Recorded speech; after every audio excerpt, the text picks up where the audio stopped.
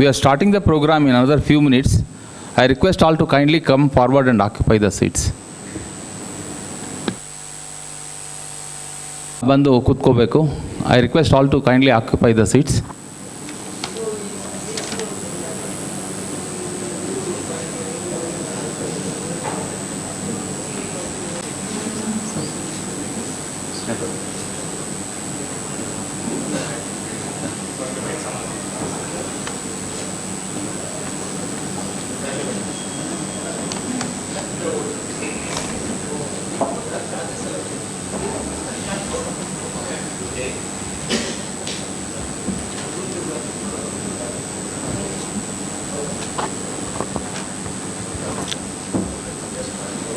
Good evening all.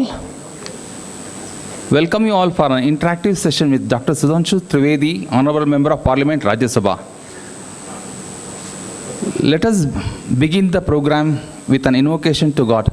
May I request Srimati Archana Prakash and Master Vinyas to kindly present the invocation.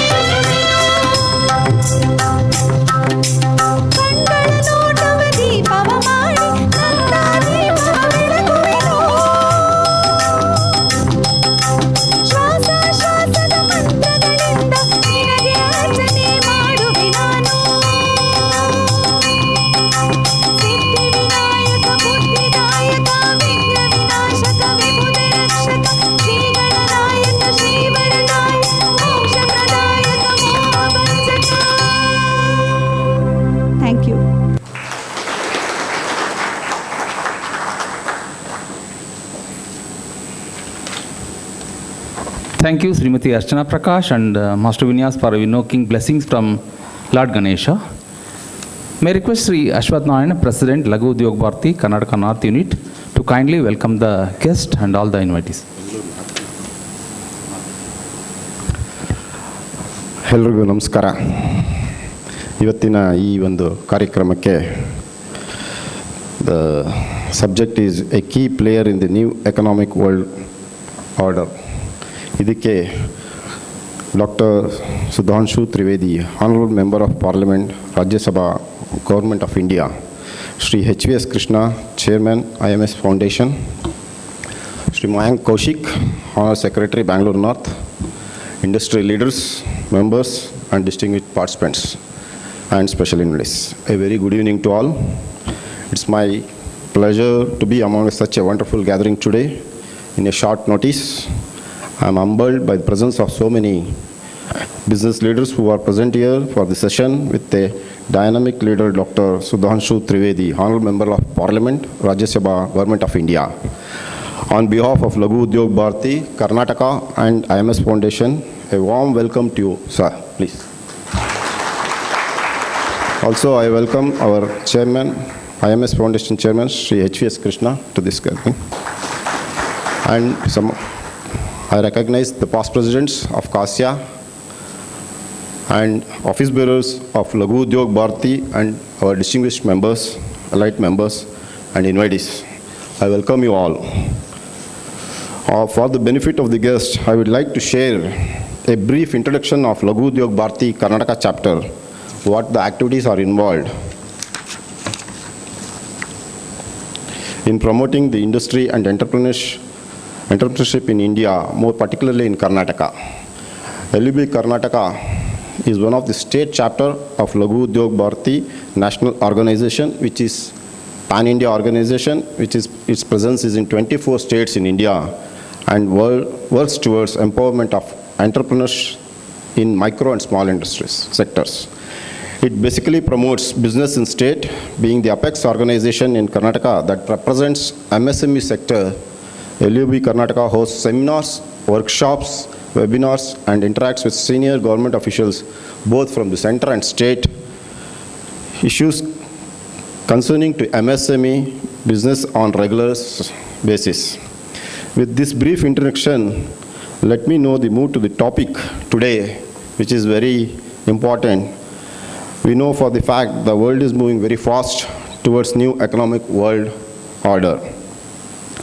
Moving and implementing new systems following the COVID pandemic, and India is not missing this golden opportunity. Azadi Ka Amrit Mahotsav is the perfect time to think about how India can play a global leadership role in the coming years. Also, a few global consultancy firms have been projected that in 2030, India's GDP is expecting to be 8.4 trillion, which will overtake Japan as India's largest economy. The global power balance is increasingly moving from west to east. The world order is on its last legs. We strongly believe that India can tackle the new world order all by itself. The world today is independent but also polarized. Both futures going forward to navigate nations will need greater diplomatic skills and foresight. India has proven reserves of both. In conclusion, I would say that reshaping and realignment of world order will be a unique opportunity for India to reassess its foreign policy, economic policy, and geopolitical strategy and strengthening its claim for global leadership. Strengthening India's global economic might through a cautious geo-economics strategy in the aftermath of the Russian-Ukraine conflict can politically mark a pivotal turn in India's economic history. India can be a guiding light of this new global order as a peaceful democracy with economic prosperity.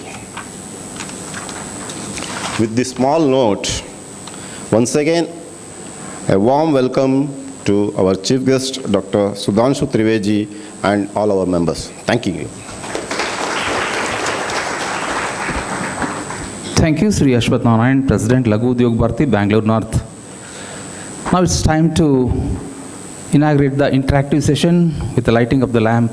May I request Dr. Sudhanshu Trivedi, Honorable Member of Parliament, Rajya Sabha, and all the dignitaries in the dais kindly light the lamp and inaugurate the interactive session, and also Bharat Mata Puja, offer the floral tributes to Bharat Mata.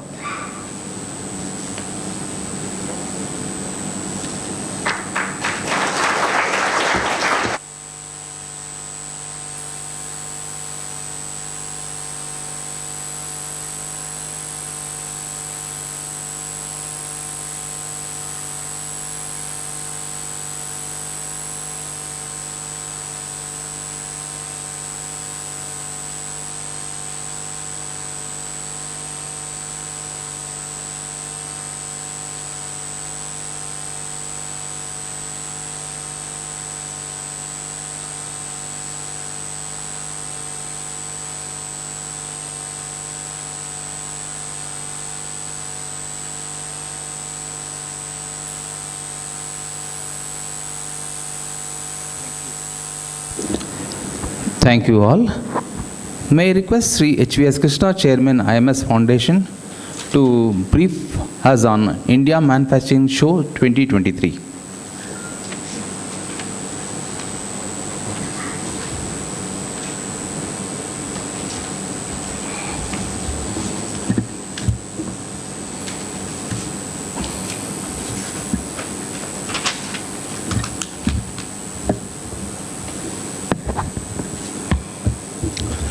ಎಲ್ರಿಗೂ ನಮಸ್ಕಾರ. Good evening to you once again and welcome to this session. We are extremely lucky to have today's chief guest, Mr. Sudhanshu ji, here. In spite of his very busy schedule, he has given 2 hours time today, between 6 to 8. Thank you ji, dhanyawad ji. So I know you are all very eagerly waiting to hear the beautiful speech from him. So I don't want to take much of your time, but still, I was a national president and then as a chairman of IMS Foundation, I would like to share the few activities of Laghu Udyog Bharati, in particularly in Karnataka. Like any other organization, Laghu Udyog Bharati is also serving MSME sector. Apart from all other general activities, Laghu Udyog Bharati has taken, along with the IMS Foundation, from past few years, I mean, say maybe 4 or 5 years, very good 3 initiatives. One of the initiatives is Grama Shilpi. See, in Grama Shilpi, in Laghu Udyog Bharati, we are tracing out and we are finding out all the Grama Shilpis, artisans who are working there in the villages, who are now, I think you know the stages of all the artisans which is happening. They are not able to get the market. They are not able to get the raw material. They are not able to get the good technology. They are not access to latest online market or something like that. So we are organizing the workshops and exhibitions on these subjects in their places. Especially we have organized the 2 successful exhibitions and workshops. One is in Hubli and another one is in Belgaum, last year and before last year. It was a grand success. So many artisans were benefited and we have given them a lot of support from Laghu Udyog Bharati. Like that, we also have one more activity called Tech Bharat. We identify the startup companies and we support them by giving all the information about the policies and tying up with the bigger companies to sell their products, get the marketing doors for them, helping them to develop their businesses. In this direction also, we already made in different sectors, like EduTech, Health Tech, Agri-Tech, Food Tech, like that in a different sectors. We have organized the workshops and the exhibitions at Mysore and Bangalore, and a lot of MSME, in particular in the manufacturing sector, all the startup companies are benefited. Thousands of entrepreneurs are benefited. Of course, after these two, you know that our flagship event was the 3rd initiative is India Manufacturing Show. You know that all MSME companies are always depending upon their success is all depending upon their marketing strategies and marketing the products. So we thought in Laghu Udyog Bharati to support the marketing aspects as far as the MSME sector is concerned. So we have started organizing the exhibition for the products manufactured by the MSME sector. During 2010, we have started this IMS Foundation, and then we already successfully organized 5 events, 5 international exhibitions in Bangalore International Exhibition Center. That is 2010, 12, 14, 17, 22. Most of you people have already visited that exhibition. Lot of entrepreneurs are benefited. We bring large and public sectors and large and medium enterprises in one platform, and we bring another small scale industries and take their technologies in another platform. We make the vendor development programs.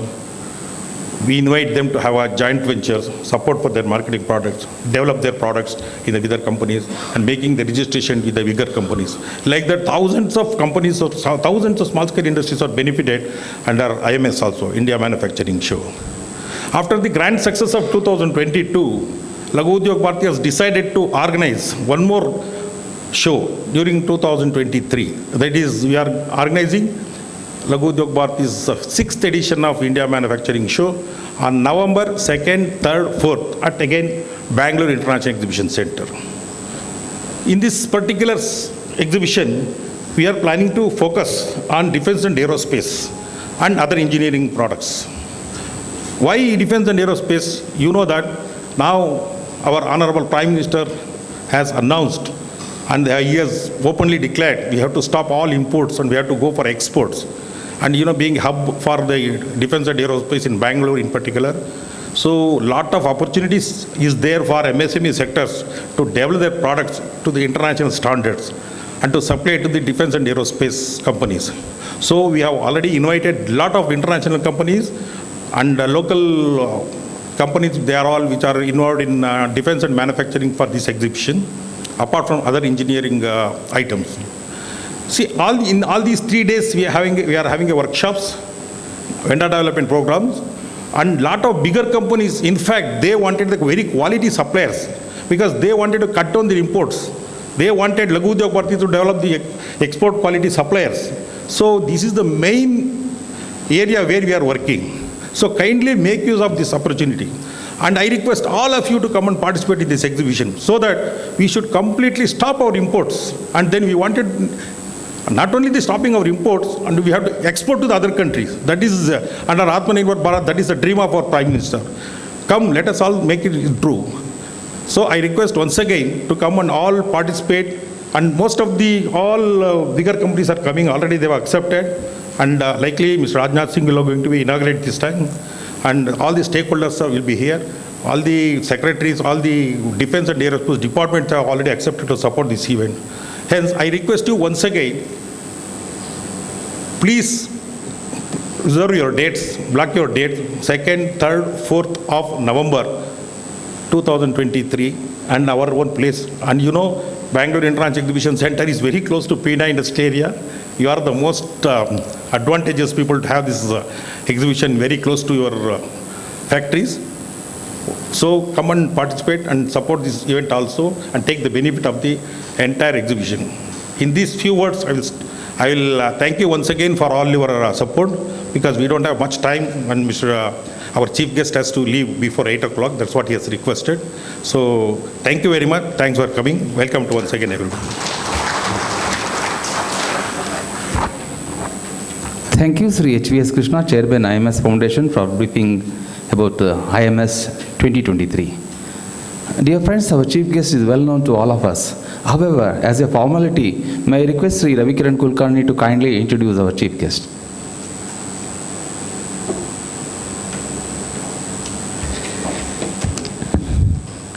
Good evening.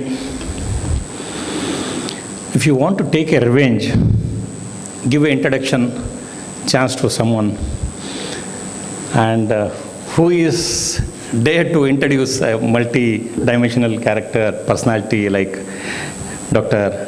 Sudhanshu Trivedi, and our Ashwath Narayan wants to see me walking on a tight rope. Thank you, Ashwath. The aroma of flower can't be explained. It has to be experienced. The toughest task what I have today is introduction of an encyclopedia. That is the tough. What you can explain about the encyclopedia. In fact, I am a great fan of Dr. Trivedi, Subramanya Swamy, and Pushpendra Kulshrestha. These three regularly I watch and enjoy, and they are stress busters. Dr. Sudhanshu Trivedi hails from Lucknow, Uttar Pradesh, born on 20th October 1970. There is a belief that kids born in October have a distinct quality of remaining calm and pleasant always. Their happy attitude never allows distress or sorrow to demoralize them. They are known to cheer the people around them and with their personality. Sir, you made the belief literally true. Trivedi means who has studied three Vedas. Another equivalent word is Triparti. But in his case, nothing left to study. He has almost nothing left to read. It should have been, his name is like not Triparti or Trivedi, it should have been Sarvapati, who has completed reading everything. Dr. Trivedi has good rhetoric.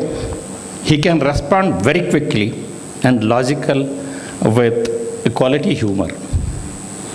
He is fluent in Hindi, English, and Sanskrit. Dr. Trivedi got a master's in mechanical engineering and was a faculty member in mechanical engineering department in many universities, including Mahatma Gandhi, Chitrakoot Gramodaya Vishwavidyalaya. He also holds PhD in mechanical engineering. That's why you might have seen most of his statements and the debates are technically correct. His ability is very high in imitating compared to the average person. He worked as information advisor to former Chief Minister of Uttar Pradesh. He was recorded as a youngest political advisor to none other than dynamic former BJP National President Shri Rajnath Singh. Dr. Sudhanshu ji has photographic memory. The survey says in the world, less than 100 people has got this kind of ability, and he is one among them. He played a major role in 2014 as media and communication advisor in general election. Worked along with the Sushma Swaraj, Arun Jaitley, and mastermind Amit Shah. You all know the thumping result of BJP winning with a great numbers. If you take his case, he talks on Sanatana Dharma, Veda, Granthas, Ayurveda, astronomy, astrology, science, history. Oh, list is endless. Especially when he speaks, when he goes to the universities and gives lecture to the students or university people. If you close your eyes and hear, sometimes you feel walking library of Nalanda Vishwavidyalaya is talking. He has tremendous knowledge and the memory, like the subject what he wants. Like somebody talks about any epic subject, he tells the page number, paragraph, the line. Somebody talks about Quran, he says the verses. Somebody talks about the any dharmic things, the shloka, he starts with the shloka. The beauty is he even remembers the page number and the line of that. And worldwide, any author's book, you name it, he has complete. And this is enormous, and it is not possible with the normal human being and such a kind of person today we have it here. In 2019 Lok Sabha election, he was co-in-charge for BJP Rajasthan, along with a member of media and literature committee. It's hard to challenge him. He easily quotes prose and verses without a language barrier. Particularly against Asasuddin Owaisi, it's always fun to see an engineer winning a debate with a lawyer. It's always proud for our industrialists.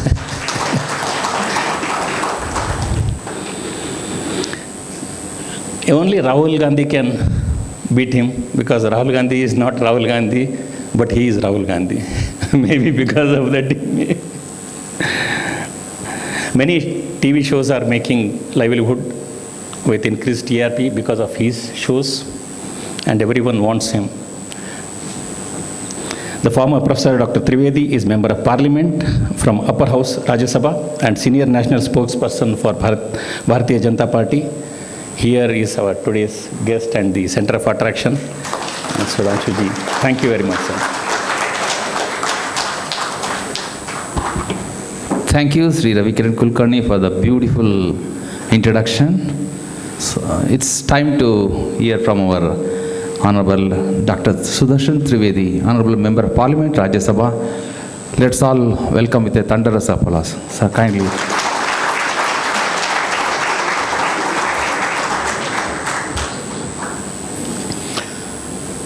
Respected dignitaries on the dais, President of Laghu Udyog Bharati Karnataka North, Sri Ashwath Narayan ji, Chairman of the IMS Foundation, Sri HVS Krishna ji, General Secretary of the Laghu Udyog Bharati Karnataka North Unit, Sri Mayank Kaushik ji, and all respected brothers and sisters present in this gathering.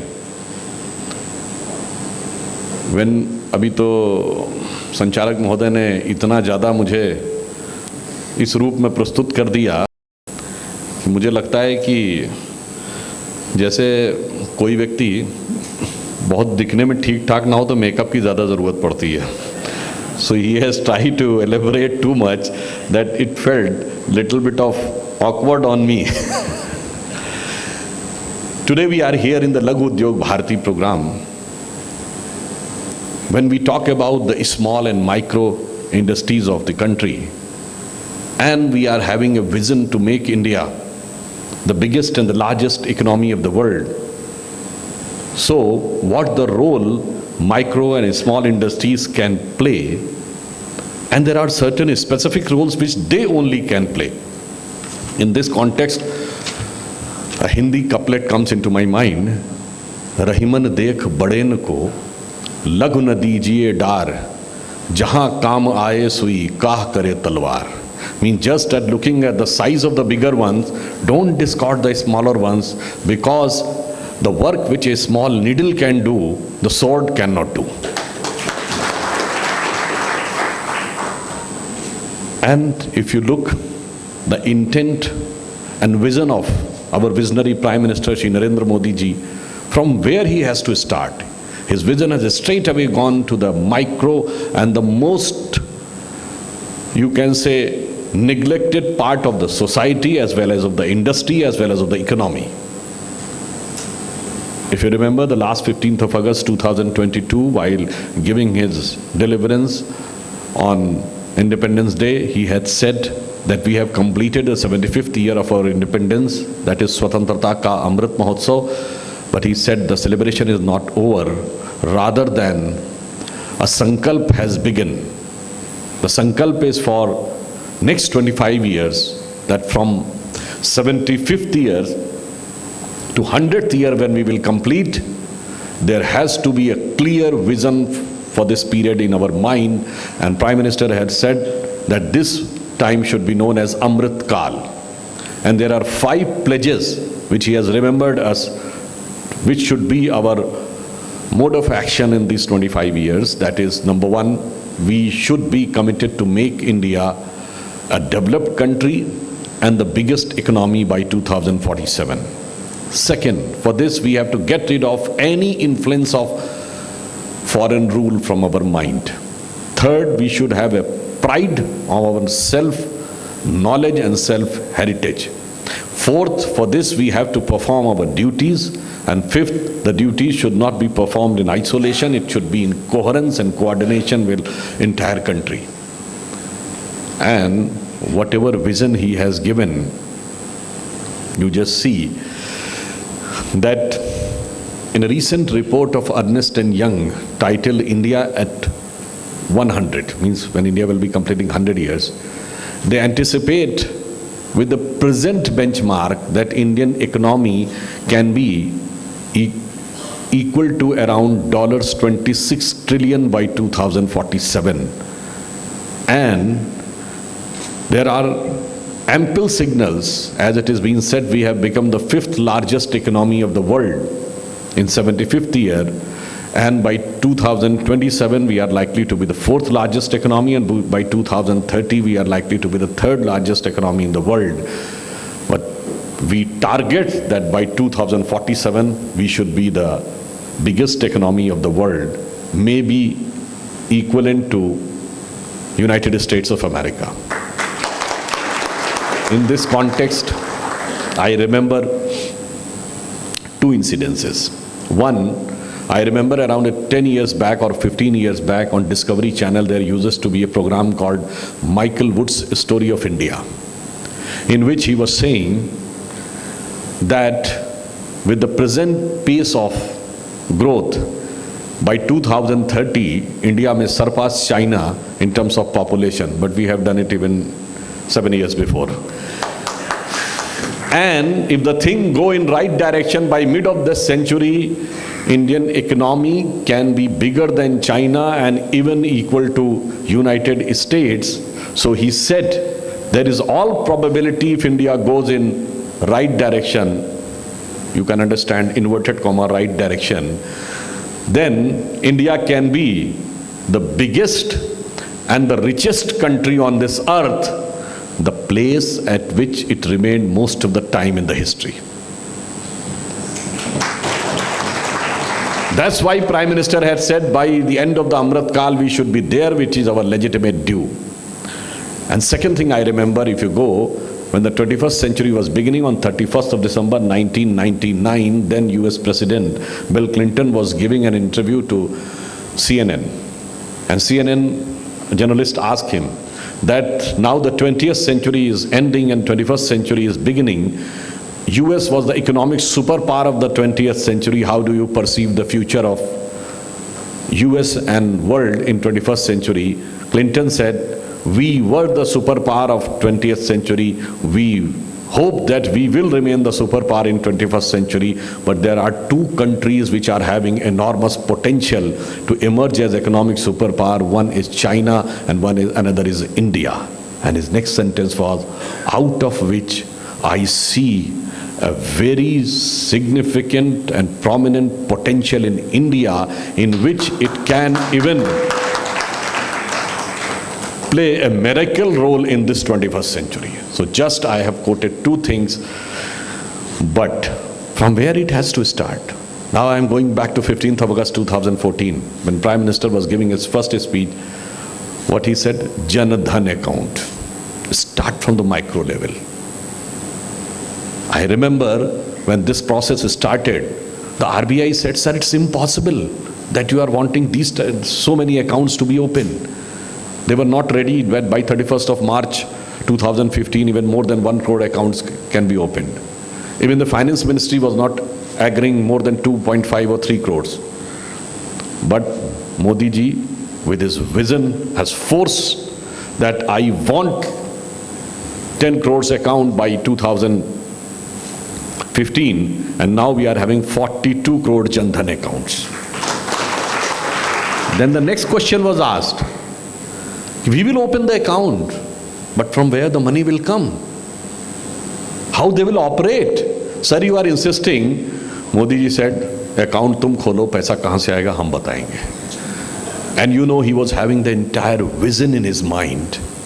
The vision was, there was a time when our former Prime Minister had said that 1 rupee starts from New Delhi, till it reaches to the village, it remains only 15 paisa. So there was a candid statement of acceptance of 85% commission government.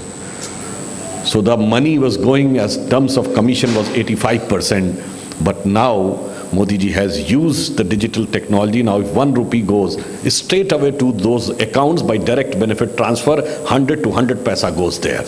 And now out of 42 crore accounts, 40 crore accounts are regularly, efficiently operating. And it is providing the delivery to the lowest level of economic standard. That's how the thing have started changing. And not only this, then he said, then the next change will be brought. What? We have started the Mudra Yojana. And the digital platform which was used recently, even this month, if you look in IMF report, there is an article that how the digitization of India has set an example to the entire world. The digitization used in the economy as well as the health sector, like the COVID platform. IMF has said that the other countries should learn that how India has digitally transformed and the infrastructure and efficient infrastructure has been created. I think it is a matter of pride for us that first time in a matter of advanced and sophisticated technology, a reputed international body is saying to the other countries, learn from India. There used to be a time when we were asked that to learn technology from there. So it has transformed, and then the Mudra Yojana came. And in Mudra Yojana, there were 34 crore loans have been given. Why Mudra Yojana? Because Prime Minister was having a clear vision. If even the micro level of financing which is required even to enhance the lifestyle or creating even in one employment, if you consider just these loans have created, half of them has created one employment, it means there are around 17 crore job opportunities have been created just on the basis of the micro level delivery of the economy. Then comes a startup scheme. And you know that in a startup scheme there was a clear directive from the government that each and every branch of each and every bank should give at least one loan to SC/ST or women. So in a way we empowered all these sections of society. And if you look at the vision of the Prime Minister, that how this micro and small industries can make a change. You remember on 2nd of October 2014, he put the emphasis on Khadi. Khadi was considered to be a discarded, dejected and rejected part of the industry. It was considered it is a mere ritualistic organization which is there just because to contain the legacy of Mahatma Gandhi. But unfortunately, those who have always ditched the legacy of Mahatma Gandhi from his vision of Ram Rajya to his bhajan of Raghupati Raghav Raja Ram to his last word of Hey Ram, by giving an affidavit in the court that the Ram was non-existent. But Prime Minister came, and after our government came, Khadi has seen such an important economic development. And you know, the last year the turnover of Khadi reached 1 lakh crore rupees, surpassing all the FMCG products. That's how you manage the small and micro industries, and then the Khadi is now being exported. Now Khadi is becoming an international attraction. It is becoming a pride. There used to be a time when Khadi was considered the wearing of a poor man. Now it is Aditya Birla Group has entered into a joint agreement with KVIC from their fashion designing perspective So you can say that how come a small and micro industry can reach to the international level. In this context, another scheme which the government has envisaged, in the choir industry also, it has started very well. In the sari industry, in all the artistic textile industries, what happens? They merely depend upon the traditional knowledge and wisdom while doing any new design. But now we are making a platform that they should be using this digital technology. They should be connected to the international market. Whatever design they are having up till now since several generations, they can be technically, using the technology of reverse engineering, their motives can be decided. Motives mean the part of design, like the parts and parcels of design. Then by using the computer technology, the various new combination of design can be made as per the requirement in the national and international market with a due standardization of the product. So that will give empowerment to any person sitting in a remote village, because in MSME sector, the maximum number of employment is generated by the micro industries, and most of them from the village. Now they are becoming one of the major contributor to the export also. So that's how this technology is being used.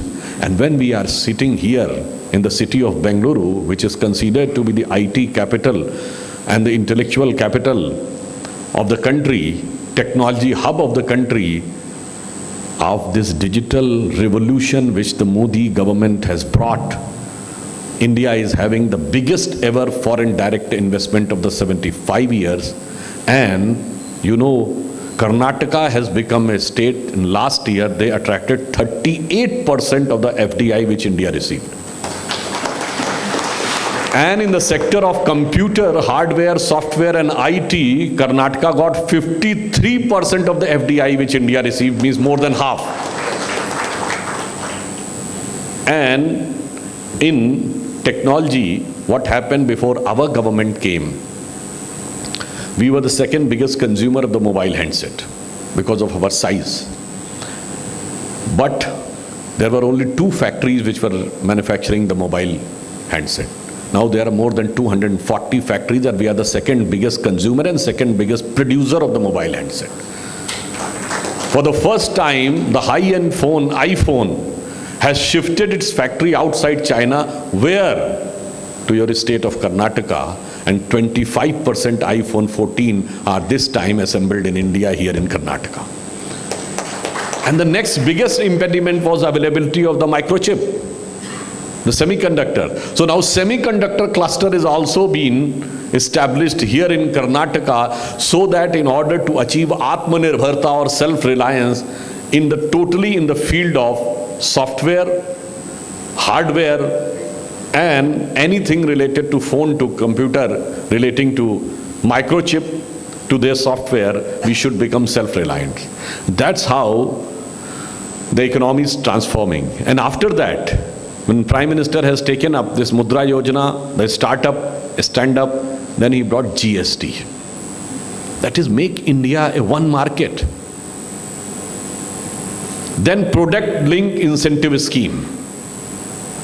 Then we have started pursuing and even pressurizing the foreign industries that if you want to come here, make here.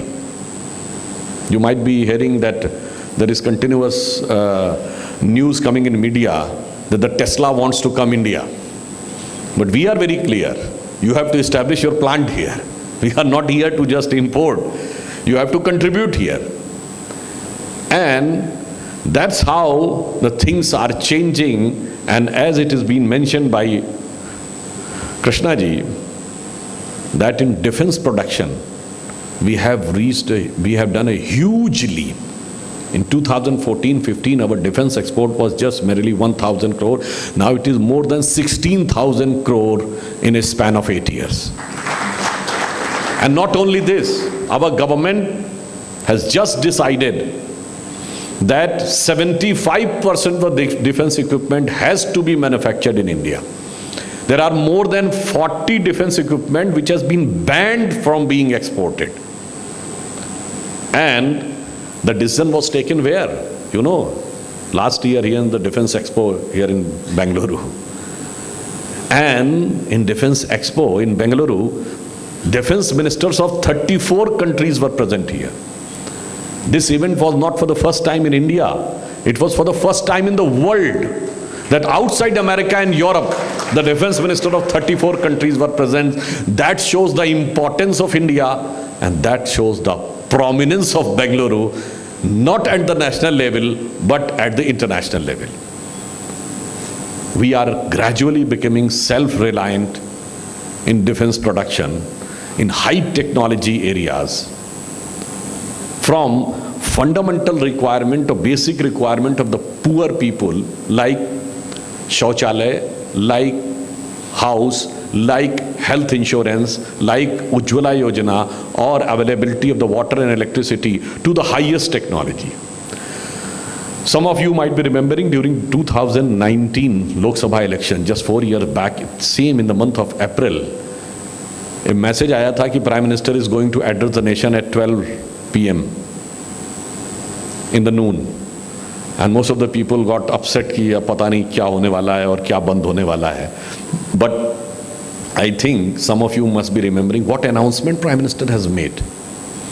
He said that now India has got the capability of precisely destroying any object moving in the lower orbit of the earth with absolute precision, and we become the 4th country in the world to acquire this ability. Then the question can arise in your mind, okay, if it is, then it was just, could have been a press release by ISRO or DRDO. What is that much important? The Prime Minister has come out and said. The importance is, whenever there is an atomic or nuclear attack through missile, since you people are technology oriented, you know that even in the intercontinental ballistic missile, it goes into the space. And when it comes, it can take around half an hour to reach the destination. Even the medium range missile needs 15 to 16 minutes to reach the destination. So if you are having capability to destroy that object in the lower orbit of the earth, then this shows that you have got the capability to defense against a prospective nuclear attack also. That's why this was such an important event that is to be announced by the Prime Minister, and that shows how technologically advanced we are going gradually. So that's why I try to give you just a view that how India is emerging.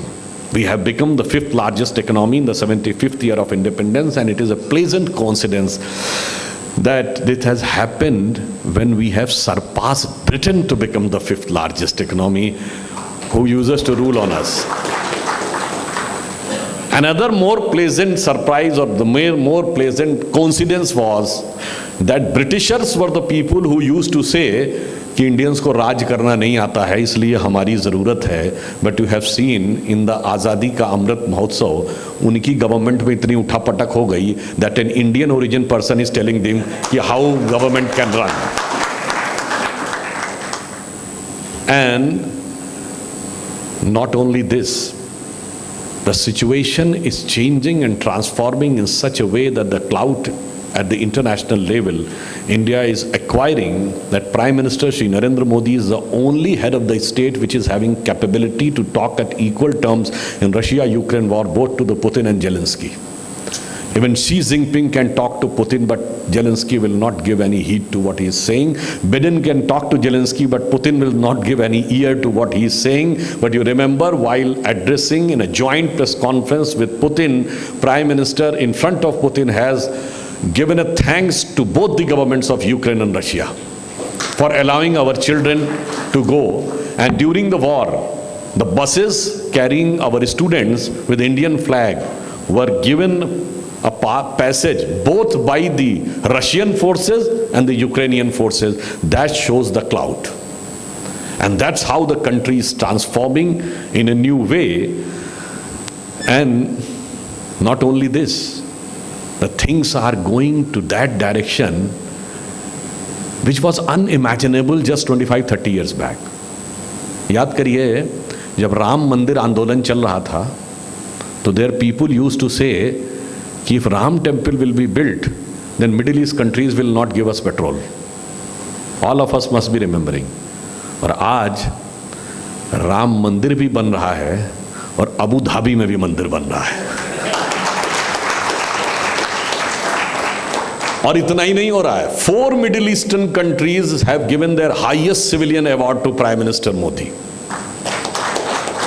And not only this, the closest confident friend, Humsafar Hamraz of Pakistan, United Arab Emirat, who is not providing help when they are sticking under poverty, he has given his biggest civilian award, Order of Zayed, to Prime Minister Shri Narendra Modi.